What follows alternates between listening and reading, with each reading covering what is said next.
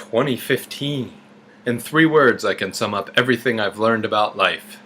It goes on. There's your poetry for you, you Northeast Ivory Tower elitist son of a... Sorry, I just finished the newsroom this week, which, by the way, we still have to talk about. John. Well, John. So, welcome to the new year. I hope everyone had a great holiday season full of all the good things and very, very few of the bad. And I only say that because you have to have some of the bad in order to better appreciate the good. So, that was loud. So, 2015. We're not even halfway through January, and it's already shaping up to be an interesting year. Some things that will be happening personally. We're going to Italy for a honeymoon. Me and Elizabeth, not you and me. Internet.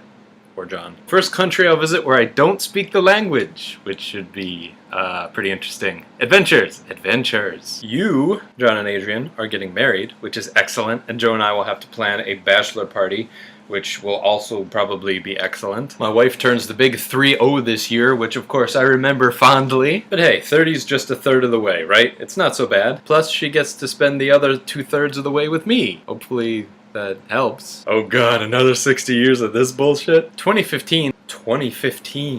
In a lot of ways is the calm before the storm for us. The possibilities of buying a house / putting down roots and endeavoring to create offspring are high for next year, but this year is shaping up to be kind of a year of saving and waiting. Next year has Olympics and the presidential election. This year doesn't have either of those things, but hey, there's plenty going on. First off, let's talk about new rules governing that thing you're using right now. No, not your eyes or any other part of your anatomy that you're thinking about, you dirty bastard, or non-dirty bastard. Maybe you're thinking fingernails. I'm talking about the internet. The FCC is going to vote on new net neutrality rules this February. Chairman Tom Wheeler is going to circulate these proposed rules to the rest of the FCC on the 5th, and then they'll vote on them on the 26th. Wheeler made an appearance at CES this year where CES stands for the Consumer Electronics Show, which happens every year in January. At CES, Wheeler talked a lot about classifying internet service as a common carrier service, like telephone calls, basically, under Title II of the Communications Act. This is only one possibility, though it is the one that has Verizon and Comcast and AT&T the most upset. Wheeler also has talked about a hybrid approach, and most internet providers would like things to stay pretty much the way they are, thank you very much. It's an interesting and important topic.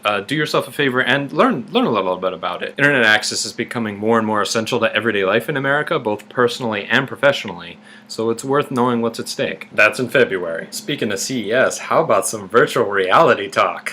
How about this? Or this thing? Or these deals? Or this terrifying, torturous-looking apparatus? Most people have heard of the Oculus Rift or Sony's Project Morpheus, and if you haven't, you should look up some reaction videos on YouTube. People lose their minds, and it is awesome. In 2014, companies like Oculus made huge improvements in their, what would the proper word be? Their headsets? Their headgear? Their head things.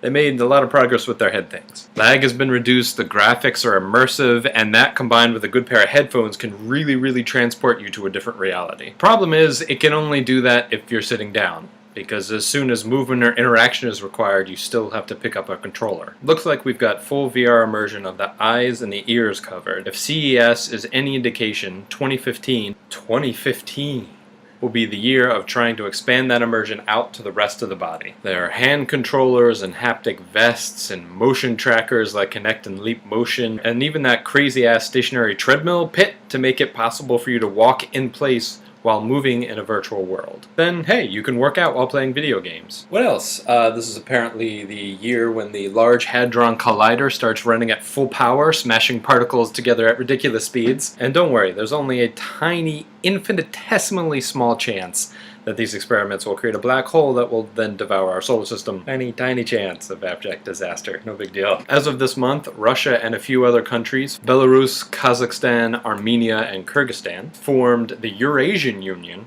which I guess is in response to the European Union. I wonder what their money will look like. 2015. Alright, seriously, stop it. That's the last time. That's it. No more glitter. This year is the deadline for the Millennium Development Goals, which were made by the UN in 2000 and aim to improve the quality of life in developing countries. How are we doing? Links below. Short answer is actually not too bad. So there are just a few things we already know are happening in 2015 and the year's barely even started. What are you looking forward to this year, personally or otherwise? Let me know in the comments, or heck, let me know on Twitter, which is apparently somewhere in back of me. Maybe it's in the stove. Onward! Until next week, peace out.